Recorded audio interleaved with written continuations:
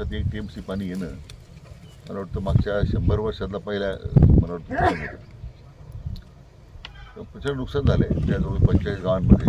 तर त्या स्वतः दौरा केला आहे. त्या सर्वेक्षणाची सूचना देऊन काही ज्या बाबी आपल्या नियमात बसत नाही ते नियम शिथिल करायचे आणि त्या सगळ्या शेतकरी बांधवांना त्या ठिकाणी मदत झाली पाहिजे अशा पण विनंती माननीय मुख्यमंत्री महोदयांनी केलेली आहे.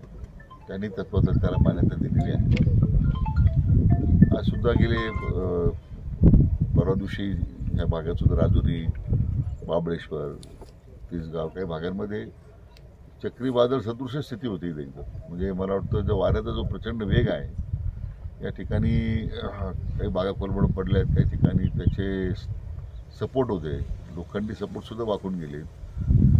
मोठ्या प्रमाणात विजेचे जे खांब आहेत ते वाकले गेले आणि तीव्रता प्रचंड होती. मला वाटतं हा अनुभव फार पूर्वी कधी लोकांना नव्हता.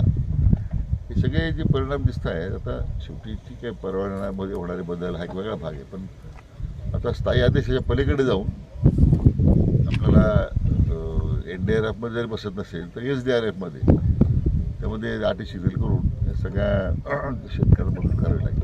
राज्यातील धरणातील जलसाठ्यांबाबत काय सध्याची परिस्थिती आहे आणि पाऊस जर लांबला तर कसं नियोजन केलं जाईल? नाही, आता धरणात सध्या जलसाठ्याची परिस्थिती एवढी काय फार चिंताजनक नाही. आता काल पुण्याचे जेवढे धरणसाठे आहेत त्यामध्ये गेल्या वर्षी फक्त ह्या वर्षी 4% वाढ आहे. सगळ्याच धरणामध्ये थोड्याफार प्रमाणामध्ये, कारण जायकवाडीत सुद्धा गेले 10 वर्षामध्ये जेवढं पाणी नाही आहे. आज 25% पाणी उपलब्ध आहे जायकवाडीमध्ये.